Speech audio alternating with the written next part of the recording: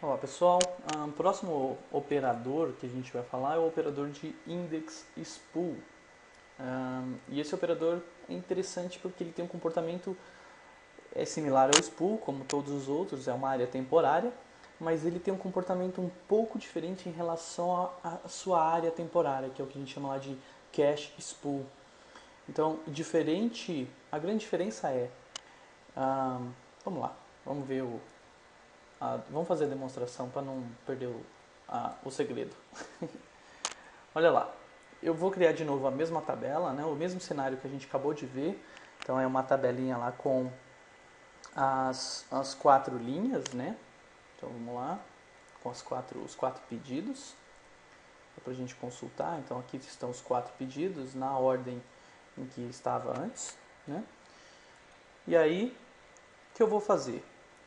O, ah, o index spool, né, diferente do operador de table spool, ele não trunca a sua área de cache. Então, conforme eu recebo informação em relação a uma nova linha, eu mantenho essa informação em cache para maximizar o número de rewinds que ocorrerão. Isso tem um custo, claro, no fim das contas você vai acabar tendo uma tabela cheia, mas o importante é que isso não é uma tabela, é um índice, e é um índice temporário. Tá? Hum, Primeira dica. Fabiano, quer dizer que normalmente se eu tivesse criado um índice físico, né, e não deixado ele criar o temporário, ele provavelmente optaria por criar o temporário? É bem provável. Tá? Então a presença de um operador de index spool, principalmente o de eager spool, provavelmente significa que se você criar um índice pela coluna que ele está criando o índice, ele evitaria esse passo de criar o índice e leria simplesmente do seu índice. Né? Mas é claro que você tem o custo de manter esse índice. Ah, vamos lá, vamos ver só a diferença entre rebind e rewind quando utilizando o operador de index spool. Ah, de novo, lembra que quando eu lia os dados 3 do 12, primeira vez que eu leio é um rebind, 3 do 12, segunda vez já está no cache, é um rewind, 22 do 6, o que ele fazia? Ele truncava o cache com informação para 3 do 12 e colocava a informação para 22 do 6. No caso do index spool, ele não trunca, ele mantém os dois. Então ele vai fazer um rebind, sim, já que é a primeira vez, ele ainda não tem a informação da média, mas ele vai manter a informação tanto das vendas até 22 do 6 quanto 3 do 12 de 83. E aí quando eu chamar uma informação que eu já calculei, um rewind ocorre, porque essa informação está no cache. E aí como é um índice, isso está lá armazenado de forma balanceada, uma B-tree igualzinho um índice no SQL Server. Então, o que a gente teria como representação, fazendo a mesma simulação, lá no plano de execução? A gente teria números eu fiz dois rebinds, um para cada valor distinto na tabela, e dois rewinds, correto? Então, eu passo 2 e 4, eu faria os rewinds, porque eu calculei no passo 1 e 3. Beleza? No script abaixo, a gente pode consultar isso. Deixa eu só criar. E aqui eu estou fingindo que a tabela é grande. Para quê? Para forçar o uso do operador de index spool. Tá? Então isso só é utilizado quando precisa realmente. Né? Então se as tabelas forem pequenas, o SQL não vai perder tempo criando todo esse controle se não for realmente necessário. E aí, para não ter que inserir tudo isso de linhas na tabela, eu estou fingindo aí que a tabela é grande, atualizando as estatísticas, assim como a gente já viu na demonstração falando sobre isso. Vamos lá, só dar uma olhada no plano de execução. Ctrl L, Table Spool, Index Spool, cadê? Não, eu queria ver aqui Index Spool aqui nesse operador. Será que eu não atualizei a estatística? Ou não atualizei com número suficiente? Vamos colocar mais linhas aqui para ver o que acontece. Table spool. Eu vou dar um pause aqui e já volto para saber o que está acontecendo.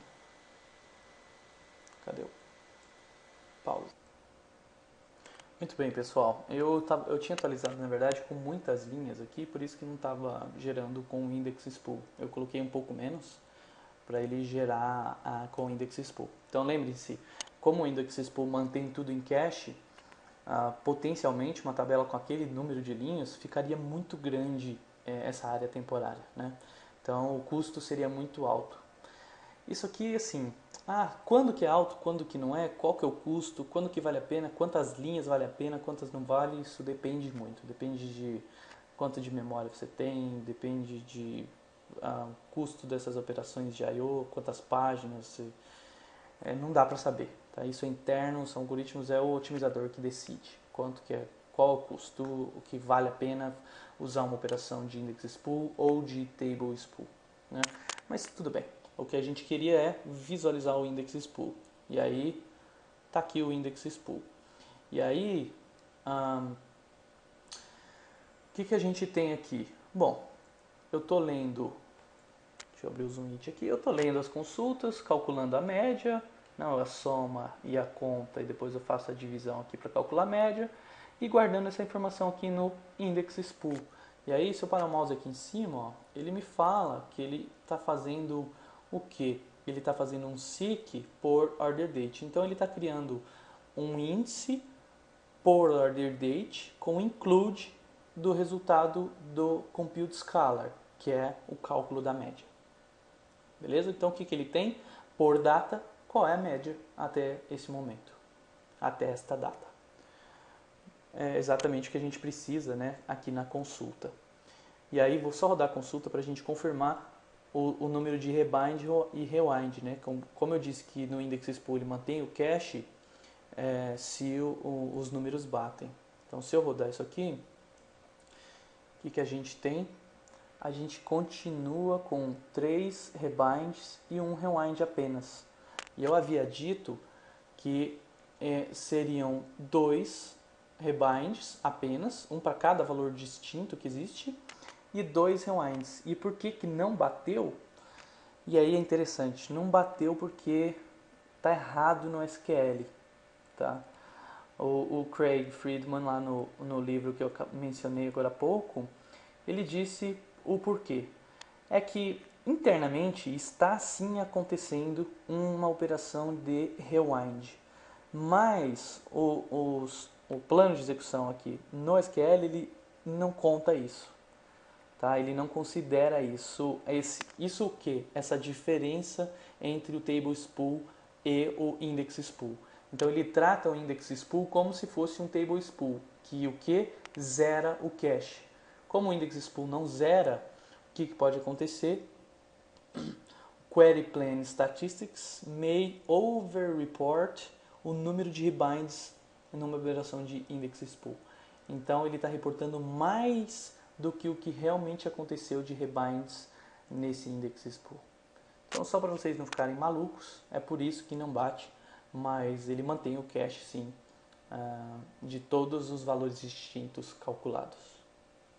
Ok? Beleza.